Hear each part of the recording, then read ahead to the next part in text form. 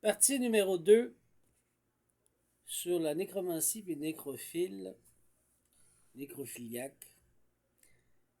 Comment ils font? Je vais vous expliquer. Ils commencent à s'infiltrer dans la famille pour pouvoir s'attacher énergétiquement parlant. Je vous ai expliqué, moi, quand ils m'ont arrêté, ils m'ont envoyé à l'hôpital psychiatrique sur évaluation 3 jours, puis après, ils m'ont incarcéré de force 3 semaines sans respecter mes droits. La journée que j'ai été enfermé à l'hôpital, j'ai eu la visite d'une loge. Je l'ai déjà dit, c'était les Rose-Croix.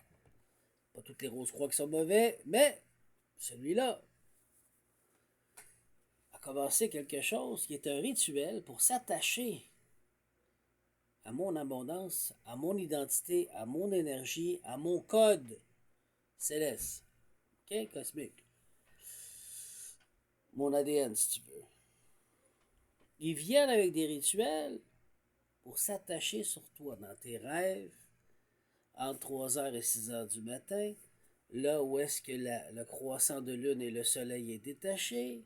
Vous comprenez là? C'est comme ça qu'ils font pour rentrer dans ton subconscient, dans ton inconscience, pour après s'infiltrer dans ta personnalité, ce que tu es, ta destinée. C'est comme ça qu'ils prennent ton énergie. Ils commencent comme ça. La deuxième étape, c'est de te mettre dans un cercueil.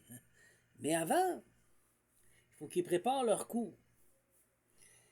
Puis après ça, il faut qu'ils passent une demi-heure à 1 heure pour faire ce rituel de nécrophile, pour réveiller le mort. Une fois que le mort est réveillé, personne n'est là, la police n'est pas au courant, tout est organisé. Il s'attache dans son énergie physiquement. Comment? Qu'est-ce que je vous ai toujours dit? Ne donne pas ton énergie à n'importe qui parce qu'ils peuvent jouer dedans. Donc, ils s'attachent physiquement. Ils se sont attachés spirituellement. Maintenant, ils s'attachent physiquement dans 3D pour compléter l'échange du Destiny Swap. Et ils te réveillent. Ils te font le rituel. Le mort part, mais il est attaché à lui et il a volé toute son essence, son identité. Je suis désolé de vous aviser que c'est ça qui se passe.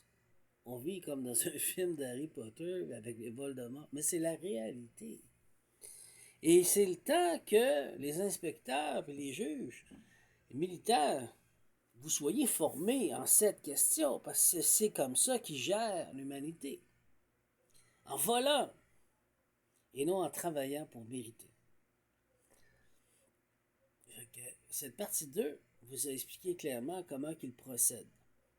Maintenant, ils vont dire où sont les preuves, où sont ci, où sont ça. Combien de temps que la personne est décédée? On peut le savoir aujourd'hui. Combien de temps vont m'avoir appelé? Qu'est-ce qui s'est passé? Et ceux qui connaissent comment procéder, ce sont des gens d'éloge, malheureusement. Est-ce qu'ils sont tous mauvaises? Non. Mais il y en a. Ils ont accès à ces rituels. Vous comprenez maintenant? Quand Isis a fait ceci avec Osiris, c'était pour retrouver son mari et terminer d'attacher le royaume divin sur terre, puisque le frère était très obscur, Seth. OK? Donc,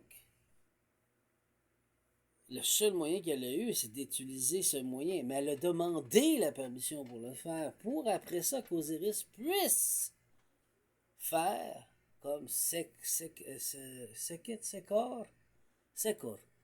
a fait dans d'autres vies antérieures, qui étaient avant Osiris, avant Ptah. OK? Qui est quoi? Trouver le soleil dans l'obscurité, trouver la lumière dans l'obscurité. C'est pour ça les chemins de Douat. C'est pour ça qu'aujourd'hui on retrouve des canalisations d'eau sous les pyramides. Il y a vraiment physiquement un chemin qui est fait pour protéger les âmes de ne plus se perdre, d'être simplement des esprits errants, comme ce qu'ils utilisent dans la loi de la personnalité juridique. Nous sommes des esprits errants dans l'eau, avec l'esprit du Léviathan. Nous ne sommes pas des âmes reconnues sur terre incarnées physiquement, qui est souverain. À mon école, c'est niveau 6, je ne sens pas. Vous comprenez maintenant leur procédé puis ce qu'ils font. Je m'excuse de vous réveiller. Ben, ça suffit. Donc, c'est pour ceci que le Créateur suprême a demandé que moi je descende pour m'incarner, pour régler. Puisque c'est, je suis loyal et puis que je suis un combattant, je vais aller jusqu'au bout de mon dernier souffle. Je suis fait comme ça. Dans d'autres vies, j'ai complété beaucoup de choses en Perse aussi. Donc, je souhaite de tout cœur que vous ayez compris, ne pas avoir peur, mais de s'instruire, de comprendre comme je viens de vous expliquer, s'éduquer pour pouvoir accepter, ok, c'est ça qu'ils font, comment on peut faire pour rectifier le problème, puisque nous sommes tous libres de notre destinée. C'est pas une question juste d'avoir de l'argent ou pas d'argent, ou non, chacun a sa destinée. Personne ne doit interférer à part le Créateur et le karma dans la destinée, sinon il n'y a rien qui marche. Et là, c'est ça qui s'est passé sur Terre. Il y a des gens qui ont décidé de s'infiltrer et de jouer dans la destinée de d'autres humains. Et ils se prennent pour les grands créateurs suprêmes. Mais ils ne sont rien, ce sont des poussières. Ils répètent un rituel.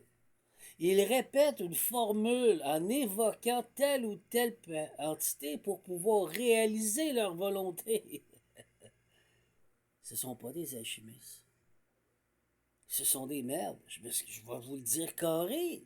Un alchimiste comme moi est un humain qui va faire face à l'entité qui est devant lui, qui est démoniaque, qui est négatif, qui est obscur, pour digérer et filtrer toute cette souffrance, cette douleur, pour en recréer, en tant que créateur fondateur, de la lumière et de l'amour inconditionnel, du respect inconditionnel, comme le Christ. C'est porter le Christ. Et ceci est le pouvoir. Ce n'est pas évoqué comme Salomon faisait. C'est une base, c'est un début. De contrôler l'entité avec un poisson ou 2-3 baguettes ou un bout de bois boulot, un exemple. Non. Tu ne seras jamais respecté par ces forces obscures qui sont créées, qui existent. Comme le Créateur suprême. Le but est de devenir un créateur, de devenir un dieu. Un homme dieu ou une femme déesse. Pour pouvoir le faire, il faut que tu digères ce qu'il t'envoie pour le transmuter telle l'alchimie, pour pouvoir en faire quelque chose de positif. Et là, il se met à ton service, pas pour détruire, mais pour te protéger. C'est ce que j'accomplis. Tandis que vous vous prenez pour des grands dieux en évoquant avec tel sortilège, telle parole, pour pouvoir contrôler l'entité négative qui est là. Vous venez de la mettre en rage parce que vous l'obligez de faire sans le mériter. Donc, ils ne veulent pas te servir. Là où vient le pacte. On se comprend-tu? Vous devez apprendre à alchimiser votre souffrance qu'on vous donne, parce que c'était la venue pour venir sur la terre, sur Uras, pour apprendre ça. Le corps émotionnel, comment sortir de toutes ces émotions pour pouvoir être équilibré mentalement. L'école de la force, mesdames et messieurs. C'est ce que j'ai créé. Elle vous attend. Bonne journée, j'espère que j'ai été clair pour la deuxième partie. Au revoir.